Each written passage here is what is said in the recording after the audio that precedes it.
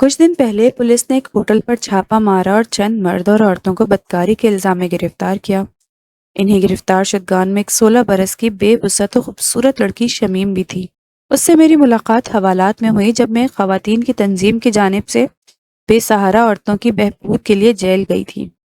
تب شمیم نے اپنے ننھے دل کی کہانی سنائی۔ ہمارا گھر ایک قریب آبادی میں تھا جہاں زیادہ تر گھر مزدوروں کے تھے۔ قریب ہی ایک چھوٹا سا کارخانہ تھا جہاں میرا باپ کام کرتا تھا۔ باپ کی زندگی میں ہم عزت کی روٹی کھاتے رہے۔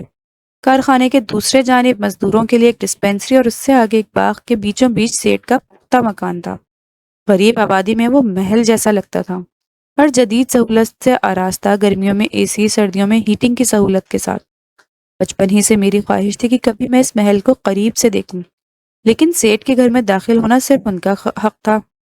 ایک بار جب اماں کو کسی کام پر سیٹ نے بلایا، میں 6 سال کی تھی۔ باپ کے پیچھے دوڑ کر میں بھی سیٹ کے مکان پر پہنچ گئی۔ اندر کا منظر ایسا دلکش تھا کہ میری آنکھیں حیرت سے پھٹی رہ گئیں۔ اس کے بعد میں بار بار اپنے ذہن میں اس محل کا نقشہ گھماتی، ماں کو کہتی، اماں تم اندر ایک بار جا کر دیکھو، خواب سے بھی حسین ہے۔ سیٹ صاحب کا بیٹا شہاب شہر میں پڑھتا تھا۔ ہمارا شہر چھوٹا تھا، جبکہ شہاب بڑے شہر کے ہوٹل میں رہتا تھا۔ جب وہ کبھی آتا تو مزدوروں کے بچے اسے پاشا جی کہہ کر پکارتے، اور وہ ایک شہزادے کی مانند خوبرو، گورا، لمبا قد والا تھا۔ اس کی آمد پر ہم گھروں سے باہر آ جاتے۔ وہ شاندار لباس پہنتا اور شان سے چلتا۔ جب سیٹ کو اچانک ہارٹ اٹیک ہوا، شہاب ہی وراثت میں کارخانے کا مالک اور مزدوروں کا بادشاہ بن گیا۔ اب اس کے سامنے سب گردن جھکاتے، آنکھیں نیچی کرتے۔ جب میں 15 برس کی ہوئی تو اماں نے کارخانے کے احاطے میں جانے پر پابندی عائد کر دی۔ ایک روز ابا بیمار ہو گیا۔ اماں نے مجھے کہا کہ چھمو کارخانے کی ڈسپینسری سے کھانسی کی دوا لے آؤ۔ میں دوا کی بوتل تھامے جب واپس آ رہی تھی، ذاتی طور پر شہاب سے سامنا ہو گیا۔ اس کی آنکھوں میں مجھے دیکھ کر ایک دم گرمی سی محسوس ہوئی اور مجھ سے برداشت نہ ہوا۔ میں بھاگ پڑی۔ ہم 4 بہن اور ایک بھائی تھا۔ میں سب سے بڑی تھی۔ بھائی گلو مجھ سے 1 سال چھوٹا تھا۔ ابا چاہتے تھے کہ وہ تعلیم حاصل کرے، مگر اسے پڑھائی سے زیادہ پتنگ بازی اور کنچے کھیلنے میں مزہ آتا تھا۔ 5ویں جماعت کے بعد وہ اسکول چھوڑ آیا اور آوارہ لڑکوں کے ساتھ گھومنے لگا۔ وقت کے ساتھ اس کی بگڑتی عادت نے گھر کا سکون اجاڑ دیا۔ ایک بار لڑائی کے دوران گلو نے کسی کو زخمی کر دیا۔ پولیس مداخلت ہوئی اور ابا کو جرمانہ دینا پڑا۔ اب گلو کسی سے وابستہ نہ تھا اور گھر والوں کو اس کی وجہ سے جھٹکا لگا ہوا تھا۔ شاید محنت نے باپ کو وقت سے پہلے بوڑھا کر دیا۔ بیماری نے سانس روک دیا اور کام کرنے سے قاصر کر دیا۔ اس کے نتیجے میں تنخواہ میں مسلسل کٹوتی ہوتی اور سیٹ کی جانب سے خبردار کیا جانے لگا کہ اگر کام نہیں کرو گے تو مکان خالی کرنا پڑے گا۔ احاطے میں مزدوروں کو کوارٹرز دیے گئے تھے۔ باپ بھی ان میں سے ایک سینئر تھا۔ مکان سادہ تھا مگر سر چھپانے کی پناہ دیتا۔ بچوں کے لیے اسکول قریب تھا، ڈسپینسری دستیاب تھی اور سفر و وقت کی بچت بھی ہو جاتی۔ یہ سب سہولتیں مزدور فیملی کے لیے کسی نعمت سے کم نہ تھیں۔ ابا یہ نوکری کیسے چھوڑ سکتے تھے؟ چاہے جان چلی جاتی مگر مزدوری تو کرنی ہی تھی، کیونکہ اتنے بڑے کنبے کا دار و مدار انہی پر تھا۔ مگر پھر چند ہی دنوں میں ابا بستر سے جا لگے۔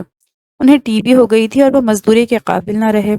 موت ان سے چند قدم کے فاصلے پر تھی، لیکن وہ پہلے ہی اس خوف سے مرے جاتے تھے کہ اگر ان کا کام چھوٹ گیا تو ہمارا کیا بنے گا۔ مگر ہونی ہو کر رہتی ہے۔ آخر کار موت نے ان کا ساتھ توڑ دیا۔ ابا کے جانے کے بعد ہم فاقوں کے گرداب میں پھنس گئے۔ گلو بھی گمسم ہو گیا، اپنی شرارتیں، اپنی چوریاں سب بھول گیا۔ میرا بس نہ چلتا تھا کہ ابا کے کپڑے پہن کر مزدوروں کی قطار میں جا کھڑی ہوں تاکہ کسی طرح گھر کا چولہا جلتا رہے۔ ماں کی نظریں گلو پر لگی تھیں کہ دیکھیں اب وہ کیا کرتا ہے۔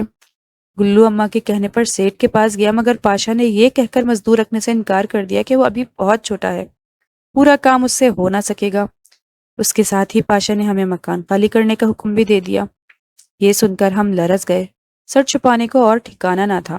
ماں بولی، ہم مکان کیسے خالی کریں؟ میں سیٹ کے پاس جا کر فریاد کروں گی کہ میرا شوہر تمام عمر ان کے کارخانے میں کام کرتا رہا اور وہ اس کی آنکھ بند کرتے ہی ہمیں دربدر کر رہا ہے۔ یہ کہاں کا انصاف ہے؟ ماں یہ کہتے ہوئے میری چھوٹی بہن کو سینے سے لگائے زار و قطار رو رہی تھی۔ ان کو روتا دیکھ کر میرے تن بدن میں آگ لگ گئی اور میں ان سے پوچھے بغیر کارخانے کے احاطے میں چلی گئی۔ پاشا کارخانے سے نکل کر اپنی گاڑی کی طرف آ رہا تھا۔ جو ہی میں احاطے میں داخل ہوئی ہمارا آمنا سامنا ہو گیا۔ وہ مجھے دیکھ کر ٹھٹک گیا اور میں اپنی جگہ رک گئی۔ وہ پاس آ کر بولا، ادھر کہاں جا رہی ہو؟ کسی سے کوئی کام ہے؟ میں نے دھیمی آواز میں کہا، جی کام تو ہے مگر آپ سے۔ مجھ سے کیا کام ہے؟ آپ نے ہمیں مکان خالی کرنے کا حکم دیا ہے۔ ہمارا باپ زندگی بھر آپ کے کارخانے میں کام کرتا رہا۔ اب ہم کہاں جائیں؟ میرا بھائی آپ کے پاس باپ کی جگہ کام مانگنے آیا تھا، مگر آپ نے اسے یہ کہہ کر لوٹا دیا کہ وہ مزدوری کے لائق نہیں۔ ہمارے گھر فاقے ہو رہے ہیں، اگر اسے مزدوری نہیں مل سکتی تو ہم کھائیں گے کہاں سے؟ کیا تم کام کرو گی؟ جی میں کر لوں گی، میں نے اپنی اوڑھنی سے آنسو پوچھتے ہوئے جواب دیا۔ اچھا، تو کل صبح میرے گھر آ جانا۔ یہ کہہ کر وہ گاڑی میں بیٹھا اور چلا گیا اور میں اسے جاتے ہوئے دیکھتے رہ گئی۔ اگلی صبح جمعے کا دن تھا، کارخانے کی چھٹی تھی۔ میں اماں کو بتائے بغیر سیٹھ کے گھر چلی گئی۔ وہ برآمدے میں بیٹھا اخبار پڑھ رہا تھا، سامنے چائے کا کپ رکھا تھا، میرے قدموں کی چاپ پر اس نے اخبار نیچے کیا۔ میں نے سلام کیا، اس نے سر ہلا کر جواب دیا، جی میں آ گئی ہوں کام کے لیے۔ اس نے چند لمحے سوچ کر کہا، میرے کمرے کی صفائی کر دو، میں ابھی آتا ہوں، پھر دوسرا کام بتاؤں گا۔ میں اس کے کمرے کا جائزہ لینے لگی۔ ایک بڑا خوبصورت پلنگ، ریشم کی جھالروں والی بیڈ شیٹ، مخمل کے پردے، نرم گدا۔ ہاتھ رکھتے ہی ایسا لگا جیسے خود بخود اس میں دھس گئی ہوں۔ 10 منٹ بعد پاشا واپس آیا۔ تم نے ابھی تک صفائی نہیں کی؟ کیا دیکھ رہی ہو؟ یہ صفائی کا سامان نہیں مل رہا، برش اور کپڑا کہاں ہے؟ سیڑھی کے نیچے دراز میں دیکھو، جھاڑو بھی مل جائے گی۔ میں نے جیسے اس کی بات نہ سنی ہو اور حونق سے سجاوٹ کی چیزیں، میزوں پر رکھے کانچ کے گلدان اور چھت پر جھولتے فانوس کو دیکھنے لگی۔ اب کیا دیکھ رہی ہو؟ پاشا نے پھر پوچھا۔ آپ کا گھر کتنا خوبصورت ہے۔ ہاں، اپنا اپنا نصیب ہے، ہو سکتا ہے کل تمہارا گھر بھی اتنا خوبصورت ہو۔ تم بھی انسان ہو، ہم بھی۔ ہم انسان نہیں پاشا، ہم مزدور ہیں اور آپ آقا۔ ہمارا نصیب آپ جیسا نہیں ہو سکتا۔ اچھا، اب صفائی شروع کرو، کیا ماں کر بتا کر آئی ہو؟ میں نے جھوٹ بولا، جی بتایا ہے۔ وہ باہر برآمدے میں جا کر بیٹھ گیا اور کہا، صفائی جلدی مکمل کرو، ڈرائیور پیٹرول بھروانے گیا ہے، مجھے کام سے جانا ہے۔ میں نے جلدی جلدی قالین پر برش لگایا، جھاڑ پونچھ کی، تبھی وہ کمرے میں آیا۔ صفائی مکمل ہو گئی؟ جی بس، کل کر لینا باقی کا کام، ابھی مجھے جانا ہے۔ میں چلنے کو مڑی تو اس نے آواز دی، تمہارے گھر میں کچھ کھانے کو ہے؟ میں نے نفی میں سر ہلایا۔ اچھا، یہ روپیہ لے جاؤ، ماں کو دینا اور کھانے پینے کا سامان منگوا لینا۔ کل صبح 8-9 بجے تک آ جانا۔ میں نوٹ لے کر گھر آ گئی اور ماں کو دے کر کہا، اماں یہ لو، مجھے کام مل گیا ہے۔ سیٹھ صاحب کے گھر میں ان کے کمرے کی صفائی کا کام ہے۔ یہ روپے انہی نے دیے ہیں، آٹا، چاول، دال، تیل جو منگوانا ہے منگوا لینا۔ ماں سوچ میں پڑ گئی، کہنے لگی، تو اکیلی وہاں صفائی کرنے جایا کرے گی؟ ہاں ماں، تو کیا ہوا؟ اگر کہو گی تو گلو کو ساتھ لے جاؤں گی تاکہ سیٹھ اس کو بھی نوکری دے دے۔ اگلے دن جب میں پاشا کے گھر گئی تو مجھے لگا جیسے وہ میرا انتظار کر رہا تھا۔ میں نے اس کی نظروں میں انتظار کو نظر انداز کیا اور بولی، اب میرے بھائی گلو کو نوکری مل جائے گی؟ ہاں مل جائے گی، تم روز روز 9 بجے اس کو اپنے ساتھ لے کر آ جایا کرو، اسے میں اپنے دفتر میں کام دے رہا ہوں۔ یہ یہاں سے میرے دفتر چلا جائے گا اور صفائی کیا کرے گا، اس کے بعد یہ معمول ہو گیا۔ گلو میرے ساتھ سیٹھ کے گھر جاتا، ان کے جوتے وغیرہ پالش کرتا اور پھر کارخانے کے احاطے میں چلا جاتا۔ جب تک پاشا تیار ہوتا میں ان کے کمرے کی صفائی کر دیتی۔ وہ تیار ہو کر دفتر چلا جاتا اور میں گھر لوٹ آتی۔ گلو نے کچھ ہی دن سیٹھ کے آفس میں نوکری کی، پھر ایک دن وہاں سے بھاگ گیا کیونکہ پاشا اسے سارا دن اپنے آفس میں رکھتا تھا۔ صفائی کے علاوہ وہ وہاں کے مہمانوں کے لیے چائے وغیرہ بھی بناتا اور ایسے ہی دفتر کے چھوٹے موٹے کام کرواتا، مگر اس کو یہ سارے دن کی پابندی پسند نہ تھی۔ گلو گیا تو اس کی تنخواہ بھی۔ اب میری تنخواہ سے تو گھر کا گزارا مشکل تھا۔ ایک دن میں نے پاشا سے کہا، میری تنخواہ بہت تھوڑی ہے، اس میں 5 لوگوں کا گزارا مشکل ہے، آپ کچھ تعاون کریں۔ اس نے کہا، میں تو تعاون کر رہا ہوں، تم بھی تعاون کرو۔ پہلے تو میں سمجھی نہیں اور گھر جا کر ماں سے کہا کہ سیٹھ کہتا ہے تم تعاون کرو تو میں بھی کروں گا۔ ماں بولی، دراصل اس کی والدہ اور بہن دبئی میں بڑے بیٹے کے پاس رہتی ہیں، میں نے سنا ہے وہ آنے والی ہیں، تب کام بڑھ جائے گا، ہو سکتا ہے تم کو وہاں سارا دن کام کرنا پڑے، اسی وجہ سے وہ کہہ رہا ہوں جب تک وہ آئیں گی میں کام کرتی رہوں گی، کیا خبر پھر وہ تم کو بھی وہاں بلا لے۔ میں پاشا سے تعاون کرتی رہی، ان کا باورچی چلا گیا تو ناشتہ اور کھانا وغیرہ بھی بنا دیتی، جس کے بدلے اس نے میری تنخواہ بڑھا دی۔ باہمی تعاون کی رسی لمبی ہوتی گئی، اس میں شاید سہارے مرادوں کی جولی بڑھ جائے۔ ایک دن ایسا آیا کہ نوکر اور ڈرائیور جو آپس میں ماموں بھانجے تھے، ایک ساتھ اپنے گاؤں چلے گئے کہ ان کے قریبی عزیز کی شادی تھی۔ اب میں سیٹھ کے گھر جاتی تو بڑی سی حویلی بھائیں بھائیں کرتی ملتی، نہ نوکر ڈرائیور اور نہ مالی۔ میں پہلے کچن کا کام کرتی، سیٹھ ناشتہ کر کے آفس چلا جاتا اور میں ان کے گھر کی صفائی شروع کر دیتی۔ ایک لڑکا جو مزدور کا بیٹا تھا وہ شام کو باغ میں پانی دینے آتا، تب تک میں گھر کے کام کاج سمیٹ چکی ہوتی۔ ایک روز پاشا آفس سے جلدی آ گیا اور مجھے کہا، کھانا لگا دو۔